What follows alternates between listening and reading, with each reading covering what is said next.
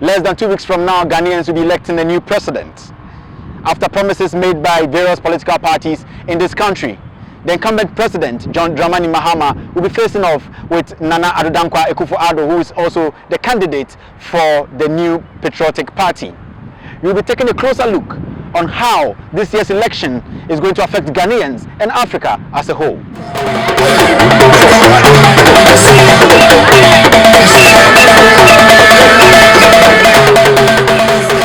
As Ghana enters the final weeks of campaigning, the 2012 elections are extremely close. The world has seen political revolutions across Africa and the Middle East in the past few years, some peaceful and many violent. For 2 decades, Ghana has remained Africa's stronghold for democracy. If this standard upholds, Ghana's 2012 presidential elections will set a peaceful precedent for all of Africa to follow. The race is extremely tight with promises made from both leading political parties. Most notably, Nana Addo Dankwa Akufo-Addo of the opposition New Patriotic Party has promised free senior high school to all Ghanaians. While many Westerners may take free senior high school for granted, this is a massive proposal for a country where less than 50% of children attend junior high school due to school fees and lack of school facilities. The current campaigns are driving out of control, riddled with scandals from politicians to pastors, allegations of candidates' drug abuse, and the ever-present undertones of tribal politics. What you're watching now is events that happened in 2008 when the Electoral Commission decided to postpone the results of the national elections.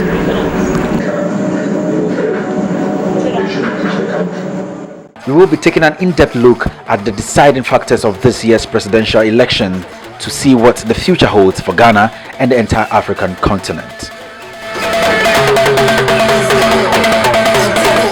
While Ghana has been a model of peace and democracy in Africa, the country still faces many economic challenges. In 2007, the Ghana cedi's exchange rate equaled the dollar. By now, it has fallen to half of that. Many schools lack basic necessities such as electricity and toilet facilities, and not enough senior high schools to accommodate all Ghanaian children. Additionally, those that do graduate high school and tertiary education alike face high rates of unemployment. Although Ghana appears to be prospering, it seems that an elite class is growing while the average citizen is left in the dust. The current ruling party, the NDC, was led by President John Atta-Mills until his premature death just months before the election. His vice, the contesting incumbent John Dramani Mahama, is campaigning to continue his legacy in government. The NPP and Nana Addo Dankwa Akufo-Addo's key campaign strategy is the promise of free senior high school or technical school for all Ghanaians. Currently, only primary schools and junior high schools are free, yet many children still can't afford basic school fees, such as books and uniforms. The NPP's promise could change the face of education and opportunity in Ghana. However, the NDC maintains that this promise is impossible. The NPP is earmarking profits from recent oil discoveries to recover education costs. But the NDC says there are currently not enough junior or senior high schools to even house these students, and other improvements must be made before the entire education system can be free. This still remains a strong contesting point that is gaining the NPP much support, especially from the marginalized classes. In this year's election, Ghana again set the stage for progress in Africa elections by using digital biometric machines to verify voters' identity and reduce fraud. While this technology is a great leap forward, it caused controversy after many machines broke down or ran out of power after several hours.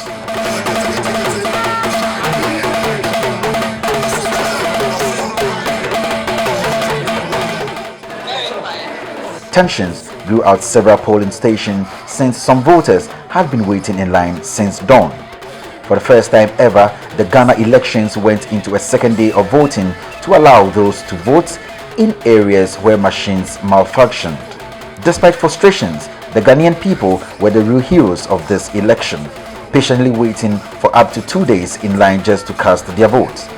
No shots were fired or conflicts started despite technical frustrations. The counting of the votes in Ghana is a practice that Western nations could learn from.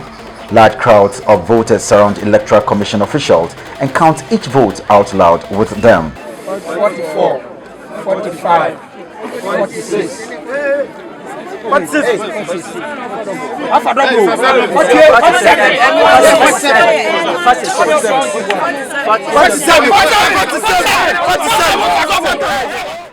While this process can get quite heated and many even involve heavy security, at least the people know that each vote was counted and properly transferred to the capital. In Western elections, nobody knows where their vote goes after it's cast, possibly putting too much trust in the system.